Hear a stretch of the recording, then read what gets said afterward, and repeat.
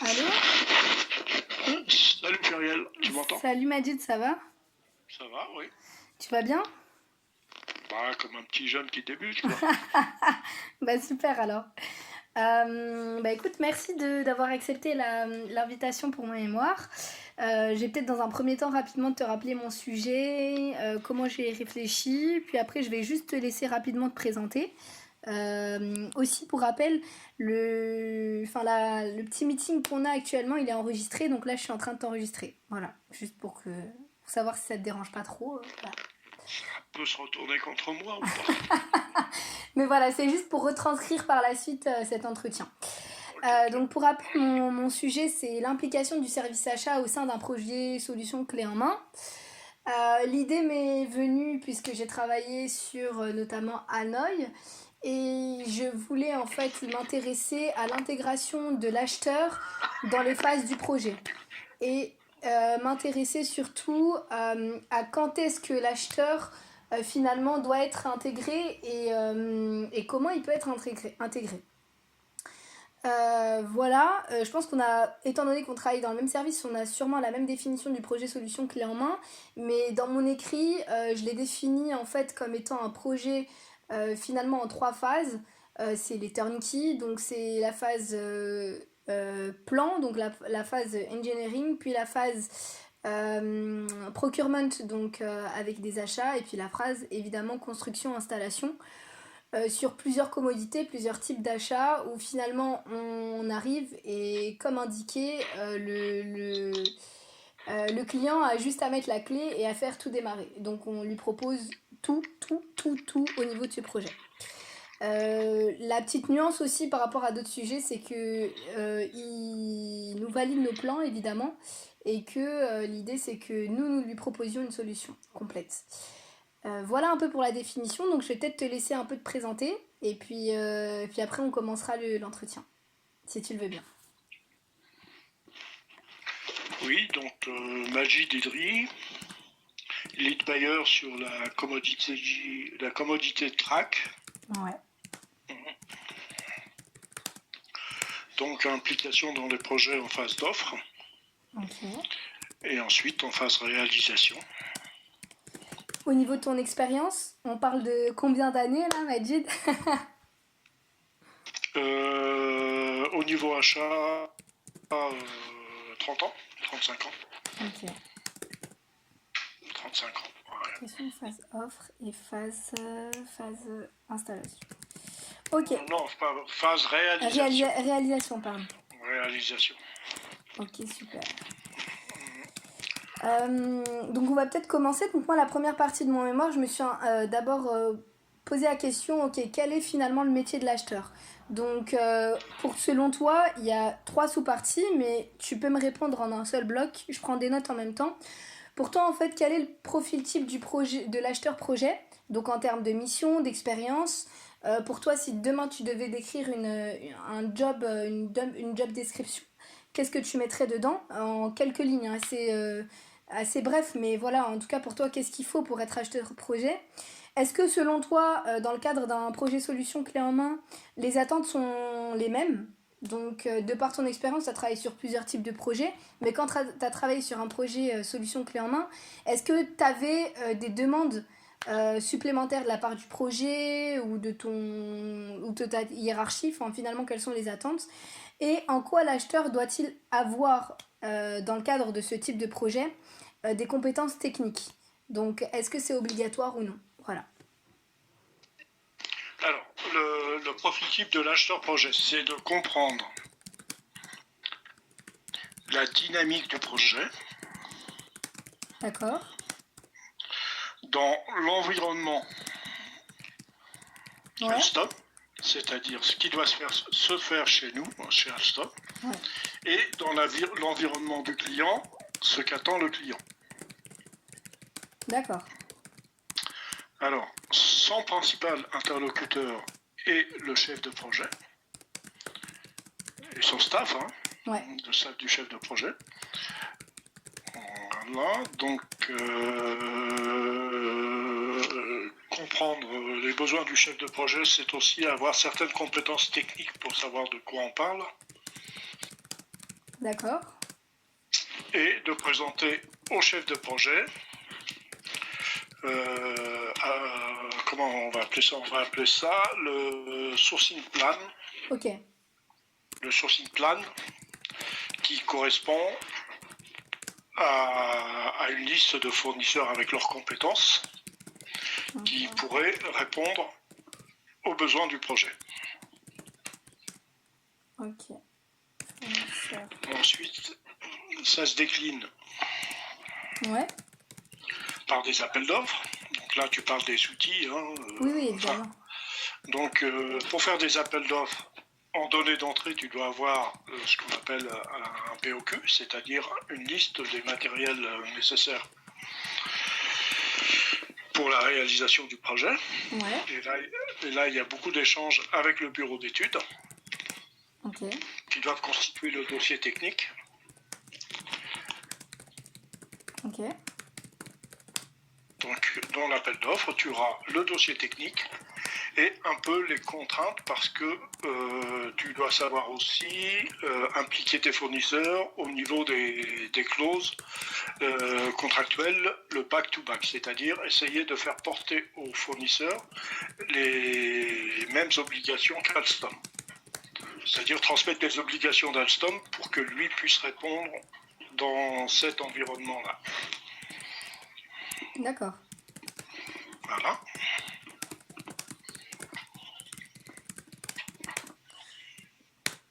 Très bien.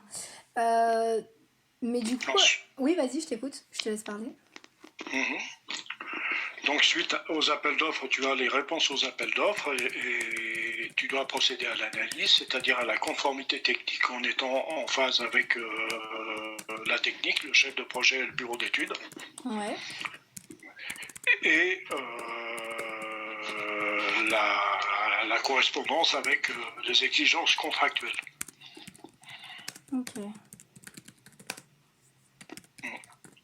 Une fois que tu as les validations et du bureau d'études et du projet lui-même, enfin du chef de projet sur ce que tu leur as transmis, tu te mets à comparer, tu parles de la BCC, de la BCC ou du Business Award. Voilà. Ok. Et voilà, et tu as une discussion qui est collégiale, qui aboutit à une conclusion qui est le choix du fournisseur, qui répondra le mieux en termes de respect délai, coût, qualité, délai. Voilà.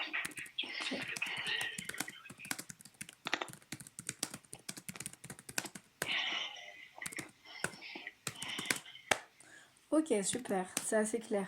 Je voudrais juste revenir sur une de mes questions. En gros, est-ce que pour toi, l'acheteur, il doit forcément avoir des compétences techniques ? Il doit maîtriser parfaitement son marché, c'est-à-dire savoir à travers le monde quels sont les fournisseurs qui peuvent répondre à ton besoin. Ouais. Pour ne pas aller consulter tout le monde comme ça au hasard. Ouais, tout à fait. Il doit parfaitement comprendre au moins fonctionnellement le besoin, c'est-à-dire à quoi ça sert. Ouais. Il doit connaître l'environnement industriel pour répondre à chaque projet. Parce que sinon, tu vas te retrouver avec des garagistes qui vont répondre avec des solutions qui sont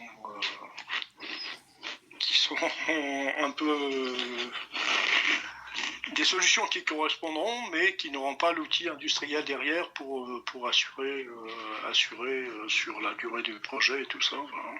D'accord. Donc, il doit connaître son marché et les évaluations, si tu veux, les évaluations financières et tout ça, pour voir qu'on s'engage bien, comme c'est des projets sur plusieurs années, qu'on s'engage bien avec des gens qui sont financièrement solides et qui vont être pérennes dans le temps. Ouais. Ensuite, qu'ils ont le bon outil. Tu sais, quand on fait un quick audit et tout ça, c'est vraiment pour aller vérifier qu'ils ont le bon outil, qu'ils fonctionnent bien avec les mêmes règles d'éthique et ainsi de suite. Hein. Ouais. Éthique, EHS, voilà, c'est des points que doit vérifier l'acheteur chez chaque fournisseur pour voir s'il répond bien à nos attentes. D'accord. T'es le deuxième à me parler d'éthique. C'est vraiment bien. T'es le deuxième à me parler d'éthique. Il y a une des personnes que j'ai interrogées qui m'a dit l'acheteur, c'est le garant du process. Ben, quand je te dis connaissance du marché, c'est savoir aussi où est-ce qu'il se situe. Ouais, Il y a des fournisseurs qui, quoi qu'ils me disent, je les crois pas. d'accord. Ok, Parce que je sais par la bande qu'ils ne respectent pas telle ou telle règle. Hein. En ok. général, les règles de la concurrence. D'accord. Ça aussi, ça fait partie de l'éthique. Hein. Il n'y a pas que le travail des enfants et autres. D'accord, très bien. Et aussi, tu as des réputations. C'est quand tu travailles à l'international, tu dois t'assurer qu'ils ne sont pas sous embargo ou sous enquête internationale pour un sujet ou un autre. Ok. C'est ça la connaissance du marché. Hein. C'est non Oui, pas savoir qu'ils ont une usine à tel endroit ou 2 usines ou 3 usines, c'est aussi savoir ils, euh, comment ils s'inscrivent dans l'environnement éthique et ainsi de suite. ok. Très bien, c'est assez clair. Hein. En termes de... Après, Ouais, connaissance technique, si tu sais pas à quoi ça sert, enfin tu achètes des chaussettes dans un parapluie, mais ouais. c'est pas c'est pas très clean. Par contre, là, tu as des barrières, il y a la validation technique qui, elle, te dit si le produit correspond bien ou pas. D'accord. Donc en fait, il faut quand même un minimum de compétences techniques. Il faut pas forcément être ingénieur, mais il faut un minimum Et de compétences on techniques. ne te demandera pas de faire des calculs de charge ou autre, mais il faut que tu Oui, saches à quoi ça sert et dans ton environnement, s'il respecte les normes de sécurité, si ça correspond bien aux attentes du client, voilà. ok. Mais un minimum de connaissances techniques, quoi. Ok, c'est noté. En termes d'implication, on va passer au cœur du sujet, donc qui lie l'implication, le rôle et la contribution des achats. Finalement, pour toi, dans quelle mesure l'acheteur il doit être impliqué en amont du projet solution clé en main? Donc déjà, est-ce qu'il doit l'être? Est-ce qu'il doit être impliqué en amont? Dans quelle mesure il doit l'être? Et surtout, à quelle phase du projet solution clé en main notamment, l'acheteur doit-il être impliqué? Ben, l'acheteur doit être impliqué par ce qui se passe chez Alstom, déjà, enfin, Hmm. par ce qui se passe dans sa boutique. Au moment où la commande arrive, il est déjà, si tu veux, par la presse interne et des choses comme ça, il apprend qu'on a pris un projet. Être impliqué, ça veut dire poser tout de suite la question de savoir si son équipe, c'est-à-dire la France ou le pays dans lequel il est impliqué pour les achats. D'accord? Demander le budget global.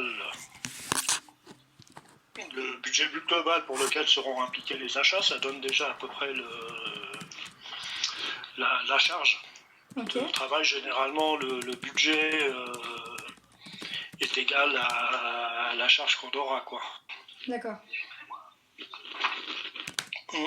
Mais du coup, pour toi, il doit être impliqué en amont du projet ou il peut l'être pendant... voilà, tout à l'heure, tu parlais de la commande. Effectivement, il est déjà bien intégré avant. Mais est-ce qu'il doit réellement être impliqué bien en amont du projet Est-ce que pour toi, il doit être impliqué en début de projet ou est-ce que c'est, par exemple, est-ce que c'est quand on commence la réalisation de plans? Est-ce que c'est après la réalisation de plans? Est-ce que c'est pendant la phase d'approvisionnement? Est-ce que c'est juste pour passer commande? Enfin voilà, à quel stade tu vois l'acheteur? Non, il est impliqué dans toutes les phases que tu cites. Si tu veux, un projet chez Alstom, c'est on a fait une offre. Okay. D'accord. Donc il est dans la phase offre déjà. Il a été impliqué plus ou moins dans la phase offre, D'accord. au moins pour sa partie. Ensuite, quand tu reçois la commande du client, l'offre, elle passe d'offre à projet. Ouais. Et tu as la PSR 0, je crois, c'est ça? Oui, c'est ça. Ouais. Et à partir de là, l'acheteur est impliqué. Enfin, les achats sont impliqués. L'acheteur ou le manager. Oui, tout à fait. Donc, Mais il a déjà des choses à faire à partir de là, quoi. Ok. Et au moins, les choses à faire, c'est d'éclaircir son scope. C'est qu'est-ce que lui, personnellement, dans la PSR, il récupère dans son scope. D'accord. Scope avec. Parce qu'un projet clé en main, c'est jamais un seul acheteur. Ouais, tout à fait. C'est toujours l'équipe. Ok, toujours l'équipe achat. Donc, pour la budgétisation, concrétisation de la commande, ok. On a déjà demandé à ce niveau-là le budget. Ouais. Le scope of work. Ouais. Parce que tout ça, tu vas avoir des imputations qui vont se créer. On appelle ça des work packages. Oui. Savoir dans quel work package il va être impliqué, pour quel montant, et ensuite s'intéresser à qu'est-ce qu'il y a dans ce montant, en quoi ça se décompose en termes de matériel. Quantité, budget et délai. Ok. Ok, c'est assez clair, c'est très bien, merci. Donc juste pour, si j'ai bien compris, juste pour être sûr, finalement ça veut dire que l'acheteur il est déjà impliqué en phase offre, ou du moins il est au courant de ce qui se passe. Et à partir du moment où voilà, le client passe commande, concrétisation passage de l'offre à projet, là dès le départ l'acheteur est impliqué pour permettant en fait de faire le transfert au niveau des informations, donc connaître le scope of work, le planning, un BOQ s'il y en a un qui a été fait, et évidemment le scope of work et le work package qui est déterminé. On définit un work package et ensuite le work package il va être, tu vas avoir qui la va être partie décliné, ouais. études, machin, bidule, voilà, et puis tu arrives au BOQ, mais le BOQ ne viendra qu'après les études et ainsi de suite, mais il faut qu'il suive au niveau études où ça en est, pour savoir à peu près quand est-ce qu'il va lancer son appel d'offres. Très bien. Ensuite, selon toi, et je vais détailler cette question, quel est le rôle qui est donné à l'acheteur dans la gouvernance du projet solution clé en main ? C'est-à-dire, est-ce qu'il est là pour prendre des décisions ? Est-ce qu'il est là pour plutôt préconiser, c'est-à-dire apporter des solutions mais voilà, c'est pas forcément la personne qui va prendre la décision finale. Finalement, voilà, moi je sais que dans plusieurs de mes entretiens précédents, on m'a dit que pour eux, l'acheteur était influenceur. Il n'était pas forcément en fonction des entretiens, on m'a dit qu'il prenait des décisions ou non, mais finalement il est influenceur. Je vais peut-être être un peu critique, mais ils n'ont rien compris à la gouvernance d'un projet chez Alstom. Je t'écoute. Mais personne n'a de pouvoir de décision, quel qu'il soit. La décision est toujours collégiale, c'est-à-dire quand tu fais un business award, tu as 5 ou 6 personnes, enfin la qualité, le projet, les achats, les interlocuteurs au niveau du business award qui discutent. D'accord. Et qui à la fin, pour répondre au mieux, c'est-à-dire au meilleur coût qualité-délai, aux besoins du projet, on prend une décision collégiale. Et chaque personne qui participe à ce Business Award a possibilité de bloquer parce que lui, on peut avoir un très bon prix, une super qualité, et le HS peut intervenir pour dire le mec qui respecte pas les machins, on peut pas quoi. Ou alors, et à partir du moment où on a identifié des faiblesses chez l'un ou chez l'autre, on fait des plans d'action pour que les gens reviennent et correspondent bien à ce que tout le monde attend. Mais finalement, ça m'a dit, c'est pas un peu aussi dans la théorie, parce que il y a toujours un chef de projet, il peut dire, ok, toi par exemple, tu peux lui proposer un fournisseur, il te dit, bah non, j'ai pas envie. Eh ben, il faut qu'il m'explique pourquoi il n'a pas envie, et c'est pas à moi qu'il l'explique, c'est au tableau Excel, là. Après, tu peux avoir une demande du client, et là, c'est la seule... enfin, la seule façon dont on peut avoir, c'est qu'on peut avoir des contraintes vis-à-vis du client dans le choix du fournisseur. D'accord. En dehors de ça, c'est pas des décisions personnelles, c'est des décisions qui sont justifiées par rapport à une situation et cette situation elle est imposée par les intérêts de la boîte, quoi. D'accord. Donc finalement, mais il va quand même apporter un support, l'acheteur, sur sa partie et il va proposer des solutions. Ça, la force de l'acheteur, c'est ce que je te disais au début de projet, dans le sourcing plan. Ouais. C'est proposer des fournisseurs du panel déjà qui ont été audités, chez lesquels on a du business qui tourne et on constate tous les jours sa capacité à répondre dans les meilleures conditions. Oui, allô? Oui, quand tu fais ton sourcing plan, c'est toi qui va orienter. Tu m'entends? Oui, je t'entends. C'est bon. Le sourcing plan, ça doit orienter les besoins d'Alstom vers les bons fournisseurs. D'accord. C'est là où tu as influenceur. C'est toi qui influence. On peut avoir tout le monde peut avoir des idées sur des noms de fournisseurs dont ils ont vu les publicités ou autres, mais s'il n'est pas au panel et s'il ne fait pas partie des gens de la stratégie du commodity manager, on ne va pas aller chez lui parce qu'il a une bonne publicité, quoi. Ok. C'est très complet. Donc c'est toi qui connais le secteur de marché, c'est l'acheteur qui connaît l'acheteur et le commodity manager. Le commodity manager fait des stratégies. Ouais. L'acheteur, vis-à-vis de cette stratégie, va désigner des fournisseurs chez lesquels on va faire des appels d'offres. Il adapte en fonction. Ok.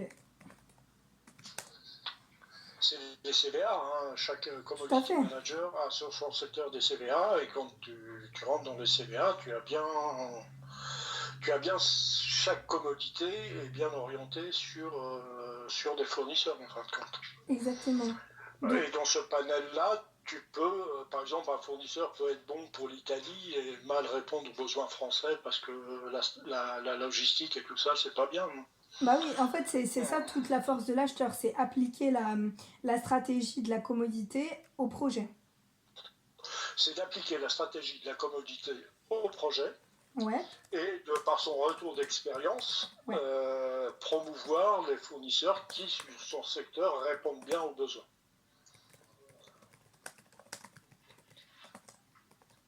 Si tu prends par exemple la commodité visserie, ouais, tu vas avoir d'excellents prix et une qualité tout à fait correspondante en Chine.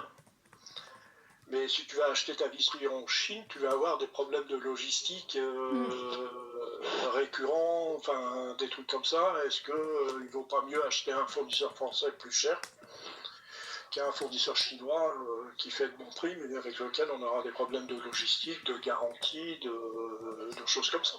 Oui, exactement, c'est vrai. Tout à fait. Pour toi, dans le cadre d'un projet solution clé en main, quels sont les enjeux des achats, du service achat?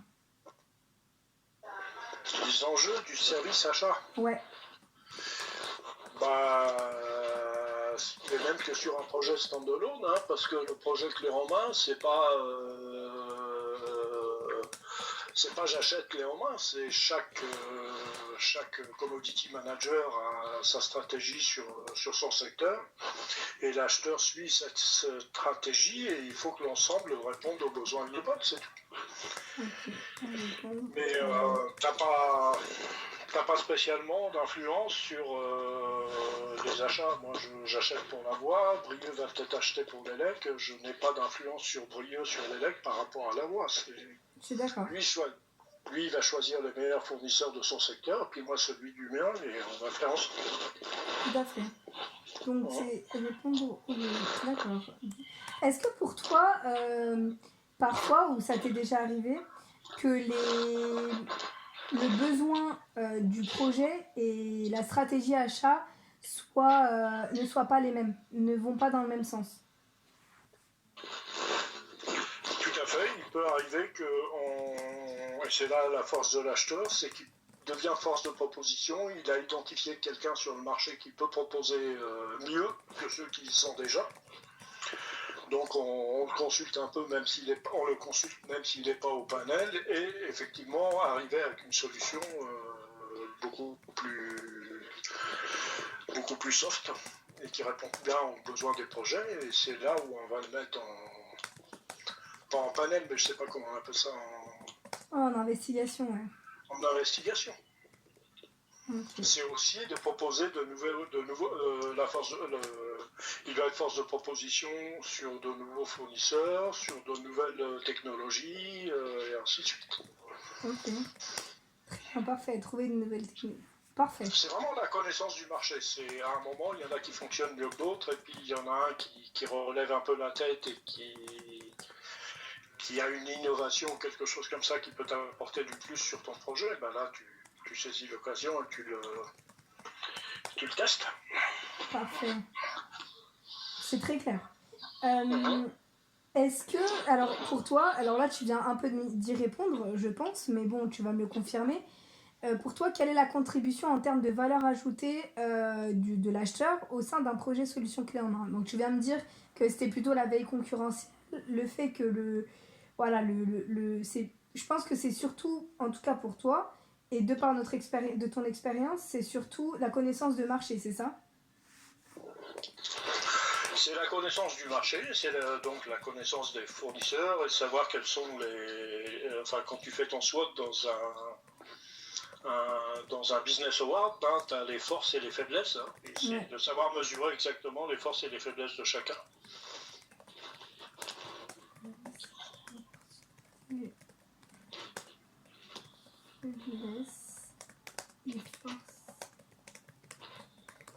Du projet, en fait, de manière générale, mais aussi des fournisseurs. Les forces et les faiblesses, c'est des fournisseurs. Toi, tu proposes tu soumets tes offres, et quand tu soumets tes offres, tu as le SWOT, ce qu'on appelle le SWOT, et là, tu compares un peu tout. Hein. Tu compares la structure, la solidité financière, et puis ensuite, pour chaque fournisseur, tu mets les forces et les faiblesses. Okay, par exemple, une des principales forces, c'est que ce fournisseur-là a déjà réalisé plusieurs projets pour Alstom. Ouais. Alors qu'un autre est débutant, ou que voilà, c'est savoir identifier quelles sont les forces et les faiblesses de chaque fournisseur. Et là, c'est connaître le fournisseur. Ok, connaître le fournisseur. Au cours de mon mémoire et lors de mes recherches, je me suis rendu compte que l'approche design to cost ou redesign to cost était mise en avant entre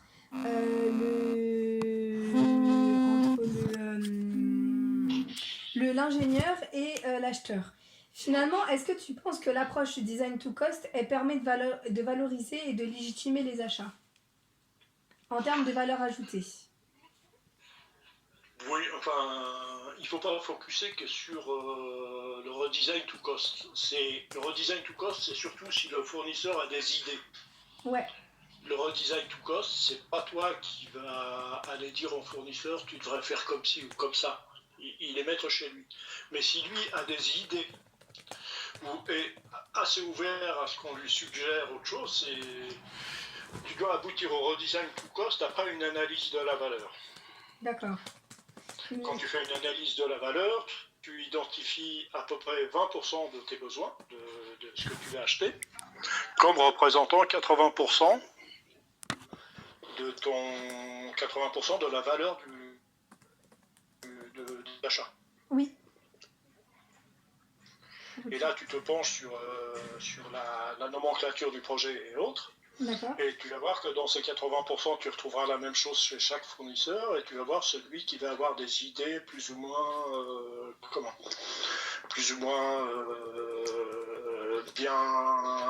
bien établies pour réduire le coût. D'accord. Le redesign to cost, tu le fais en général quand tu as besoin de faire baisser le coût parce que tu n'es pas concurrentiel sur le marché, et ainsi de suite. Exactement. Voilà, alors que tu as au moins 5, pour moi il y a 5 ou 6 leviers qui sont essentiels. Hein. Tu as le redesign to cost, le portfolio review, c'est-à-dire quand tu décides de passer plus de chiffre d'affaires à 3 fournisseurs au lieu d'en garder 10, là ça devrait te produire Ouais, donc c'est restreindre son panel fournisseur. Ouais. tu devrais pouvoir réduire tes coûts et puis il y a plein de choses à regarder. Hein. Restreindre son panel. Le redesign to cost, c'est un des leviers. D'accord, et c'est pas le seul. Donc. Mais c'est pas celui sur lequel tu feras des économies facilement. Parce que quand tu fais du redesign to cost, il va falloir peut-être que le fournisseur change fasse des études, change son outil de production et ainsi de suite. Ça implique toujours un investissement quelque part. Après, tu auras des essais à faire pour prouver au client que la nouvelle solution fonctionne mieux que la première et qu'elle est moins chère. D'accord. Et généralement, quand tu essayes de revendre du redesign to cost, le client va te demander de réduire tes coûts. Enfin, de réduire le prix. Mais il faut que tu regardes dans les leviers achats, les 5 ou 6 principaux leviers qui te permettent. Il y en a plein. Hein. Oui, j'en ai vu, ouais. Mais je voulais juste avoir ton avis sur les leviers qui pourraient être intéressants, mis à part. Les leviers, oui, le redesign to cost, c'est la fiche des suggestions fournisseurs qu'on envoie avec les appels d'offres. Là, lui, il a envie de promouvoir une autre solution que celle que toi tu demandes, il va répondre. Et te suggérer de faire autre chose. Après, le vrai redesign to cost, c'est l'analyse de la valeur, c'est-à-dire le Pareto, hein, 80-20, et tu prends pièce par pièce et tu... Allô? Allô? Allô, allô?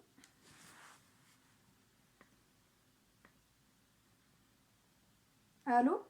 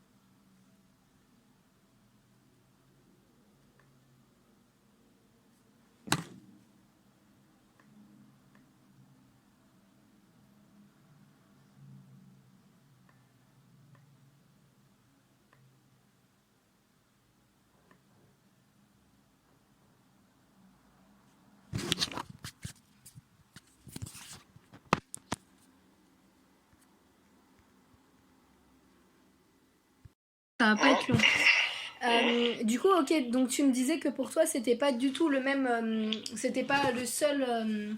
C'était pas le seul levier, qu'il y en avait d'autres à prendre en compte, notamment le portfolio review, c'est-à-dire restreindre son panel.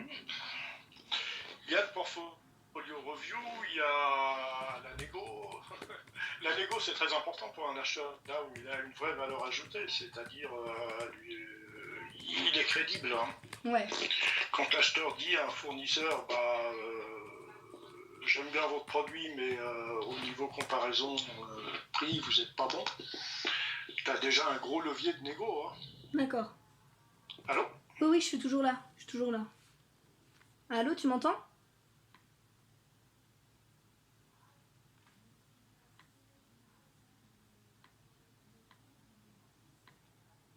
Anis!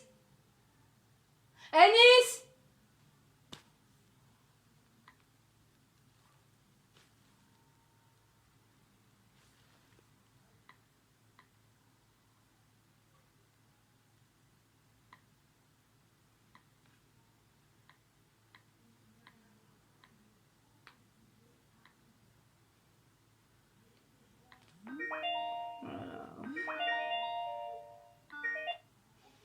Oui, c'est bon, excuse-moi, ça bug de tout à l'heure, c'est pas grave.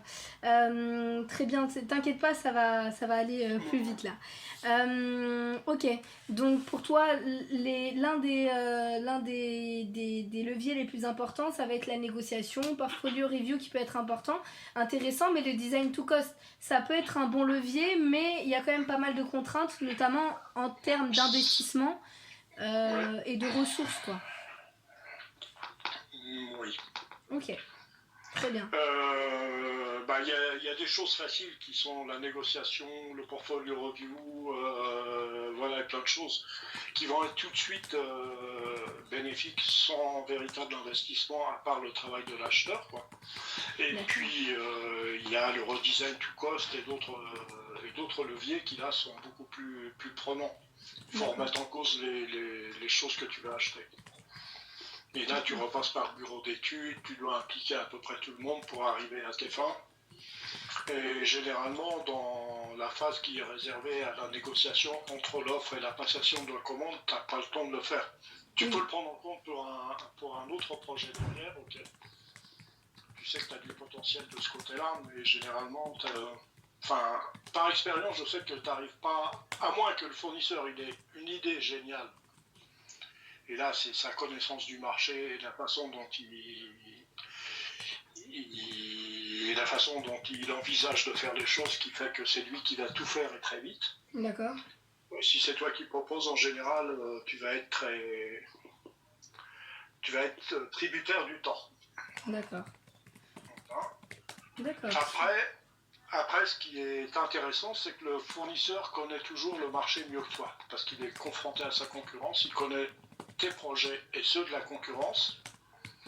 Ouais. Et il va avoir des idées en disant sur tel projet à telle date ou à tel moment on a répondu avec ça et c'est bien passé et ça s'est bien passé. Peut-être qu'il va t'apporter des solutions qui sont vraiment bénéfiques tout de suite.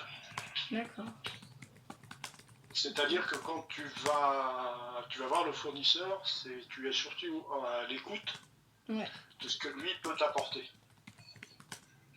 D'accord. Et le tort que peut avoir l'acheteur, en général, ils sont un peu imbus d'eux-mêmes et ils veulent parler à la place de l'autre. Donc c'est pas celui. Il faut être à l'écoute. D'accord. Tout le temps à l'écoute. D'accord. Un bon acheteur, c'est celui qui est à l'écoute. Super. Tu dois traduire le besoin d'Alstom chez le fournisseur et surtout traduire ce que lui te propose comme solution auprès des bureaux d'études et du projet pour leur dire voilà ce que j'ai entendu qui était intéressant à entendre et prendre en compte. Ok.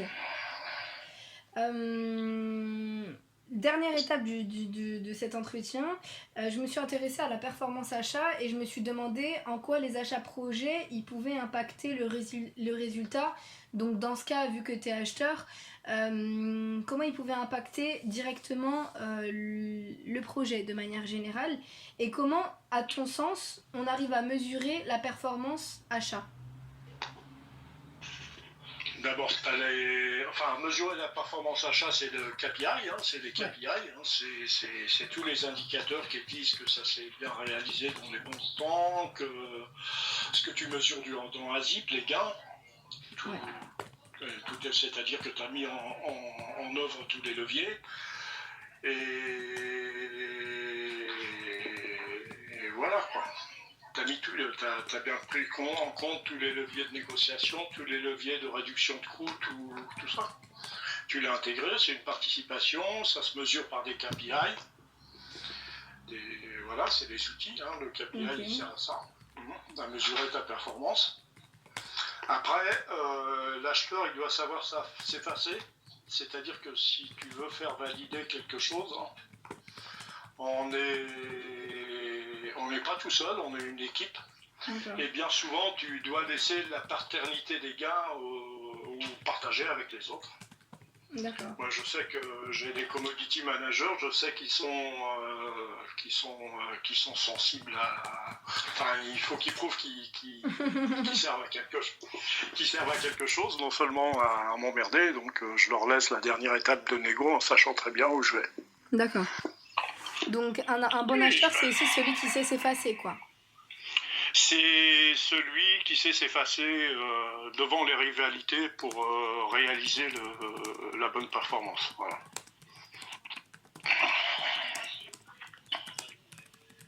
C'est encore plus parlant pour ce type de projet parce qu'il y a tellement de parties prenantes que effectivement.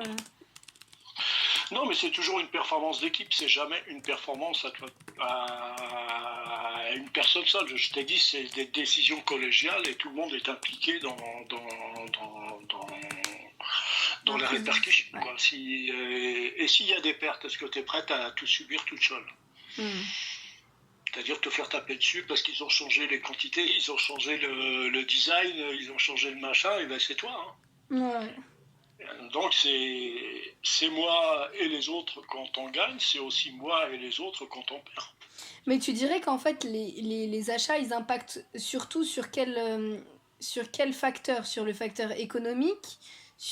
Quels seraient en fait les types, si on devait apporter une sorte de typologie aux facteurs qu'impactent les achats, ce serait quoi? Dans un premier temps, le facteur économique, je suppose, via les savings. Oui, enfin, les coûts, si tu as mis en œuvre tous les leviers que tu as pour réduire les coûts, c'est l'acheteur, c'est lui qui communique sur ce sujet-là. Par contre, quand tu traduis la demande du fournisseur pour réduire le coût, c'est-à-dire peut-être changer quelque chose au niveau au-dessus, changer quelque chose, mais c'est toujours toi qui es en interface avec le fournisseur. Ouais. Tu es l'avocat du fournisseur chez Alstom et tu es l'avocat du fournisseur de Alstom chez le fournisseur. Voilà le vrai rôle de l'acheteur. D'accord. Le fournisseur propose quelque chose, ça me semble bien, je vais défendre sa solution auprès d'Alstom et Alstom me dit nos besoins ou nos coûts sont ci ou ça et je vais défendre chez le fournisseur les demandes d'Alstom. Ok. Pour toi, l'acheteur, il doit forcément participer au cahier des charges? Ou pas forcément? Ou on doit lui apporter un cahier des charges? Un cahier des charges, c'est le besoin fonctionnel. Donc on lui soumet, enfin on lui donne un cahier des charges, c'est surtout pas lui qui doit le faire, le cahier des charges. D'accord. Ok. C'est celui qui exprime le besoin. D'accord. Après l'acheteur, à partir de ça, si les fournisseurs lui disent sur tel et tel point je suis pas d'accord ou machin, lui il doit remonter l'information aux gens qui ont fait le cahier des charges en leur disant là vous avez été trop loin, là il y a mieux à faire, voilà. Okay. Mais l'acheteur il n'invente rien de lui-même. Hein. Il communique, c'est ça. Hein? Il communique sur ce qu'on lui a demandé. L'acheteur, sa principale fonction, c'est d'avoir l'intelligence de la situation. Un cahier des charges peut être complètement merdique. Si je vais dire au gars, ton cahier des charges, il est mauvais, je suis sûr de me prendre une baffe. Ouais. Si je le soumets à un fournisseur et que le fournisseur me dit, il y a mieux à faire dans tel et tel domaine, je lui dis, le fournisseur, il a dit, c'est pas moi qui le dis, c'est quelqu'un qui est spécialisé. Le produit que tu achètes, le spécialiste, c'est pas toi, c'est le fournisseur. Okay. C'est lui qui fait, c'est lui qui réalise, c'est lui qui dessine, c'est lui qui conçoit et il te livre un produit tout fait. Mais s'il dit ton cahier des charges, je vais être obligé de mettre des heures d'études pour m'adapter ou des trucs comme ça, alors que j'ai des produits sur étagère qui vont te convenir, qui peuvent convenir et qui conviennent déjà dans ces situations-là avec le même client ou dans le même environnement. Why not, hein? C'est le cahier des charges qu'il faut changer, c'est pas... Ouais, oui. Bah écoute, c'était assez clair. J'ai pas mal de choses à dire. Pour résumer, il y a certaines personnes qui ont dit un peu ce que tu avais dit. Donc je suis assez contente. Je pourrais faire des liens. Et puis il y a des choses aussi qui sont à contre-courant de ce qu'on m'a dit. Donc c'est bien aussi parce que je pourrais mettre en avant certains de tes axes. Je peux te garantir par mon expérience personnelle qui qui est assez longue, Ouais. que les acheteurs qui sont convaincus qu'ils sont le nombril du monde et que c'est eux qui gèrent le truc, ils ne durent pas 10 ans dans les achats. D'accord. Et que les modestes gens qui savent que c'est les autres c'est pas l'enfer, les autres c'est le paradis, c'est-à-dire que c'est ceux qui peuvent lui apporter les meilleures solutions et qui gèrent intelligemment les situations, c'est celui qui va durer quoi, qui va durer, progresser, tout ce que tu veux.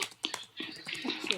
Moi j'ai eu des génies aux achats qui disaient je vais faire pisser le sang aux fournisseurs, les machins, je peux te garantir et te donner la liste des gens qu'on a foutu dehors quoi.